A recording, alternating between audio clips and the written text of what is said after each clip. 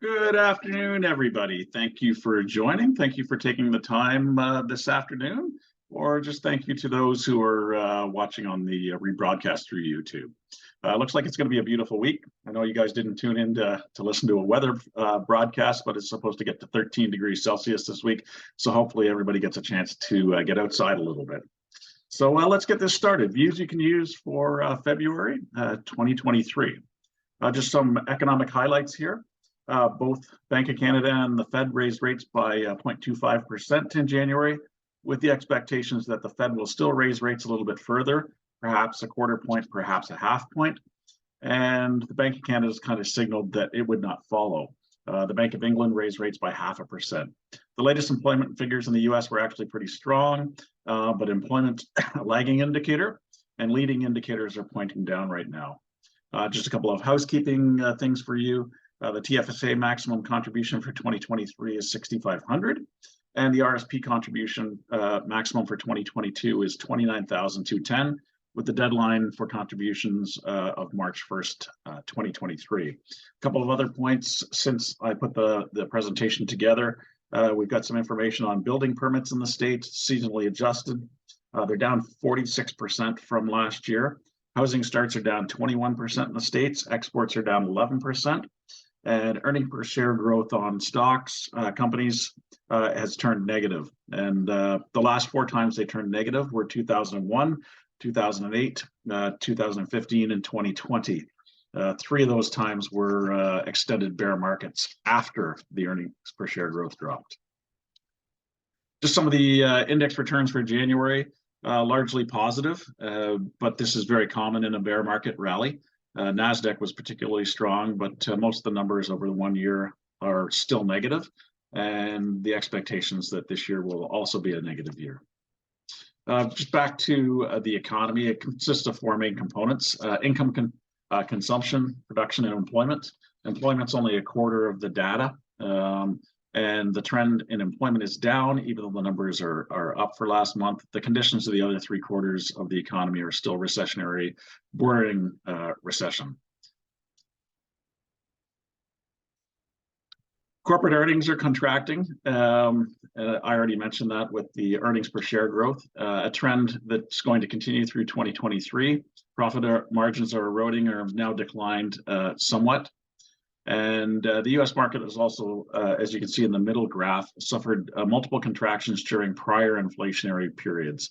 And the price-earnings ratio declined by 50% in the 1910s, the 1940s, and 1970s, and other similar type of inflationary periods. Today's valuations are way too high for how elevated the cost of capital is, with no real growth right now.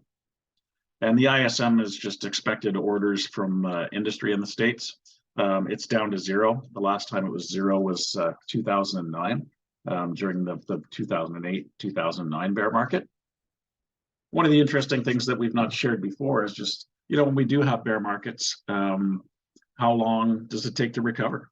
And, bear markets can last anywhere from 1 month, like 2020.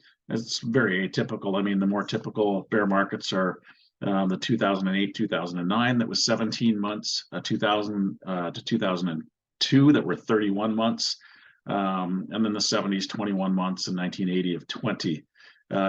We also see, 73, 74 down 21 months. And when we look at bigger declines, whether it's down 36%, 48% in 70s, 49% in 2000, and 56% in 2007, 2009, those are kind of where we're expecting things to go this time. We can see the recovery takes a lot longer too, anywhere from 3 years up to, in some cases, 5 years for a recovery. So the recovery could take a little while here. The other thing on that is we should view that bad bear markets are opportunities. They're not threats, because we're prepared. And when you're prepared and you're ready to buy when things go low, then you've got all kinds of opportunities. Just some information on housing. What kind of shape is housing right now?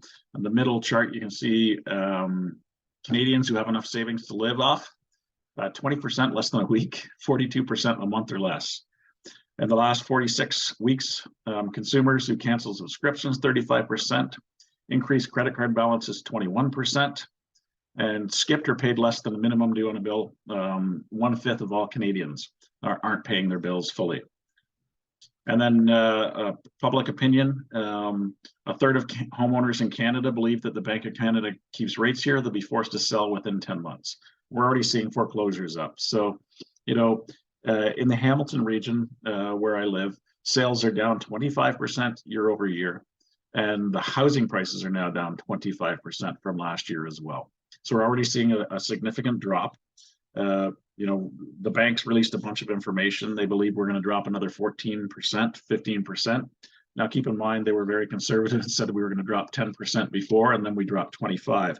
So it's certainly possible. But, for us homeowners who still own right now, you've got to figure that even if we drop 40% from the peak, that's only taking away 2 years of growth in prices that we've had, and it's just been astronomical.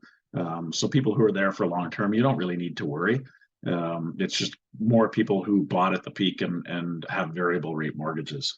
And if you do, it's probably time to start looking at budgets, and we should talk about that. Sorry, I went the wrong way there. Just update on where rates are. On the right, we see GIC rates, and I've given the rates over the last 3 months, and the rates have all dropped at every point. So they believe that at some point in time, rates are going to drop. The longer term ones have dropped further than the short term ones. So, definitely an inverse yield curve on GICs, on mortgages, on bonds. These are very recessionary signs. They've been 100% predictor in the past. So we're going to get there at some point in time. If we're not already in a recession, it's going to be coming pretty soon. Mortgage rates have dropped a little bit, although they're still very challenging. And the green story of the month. I know I've got a lot of feedback from people about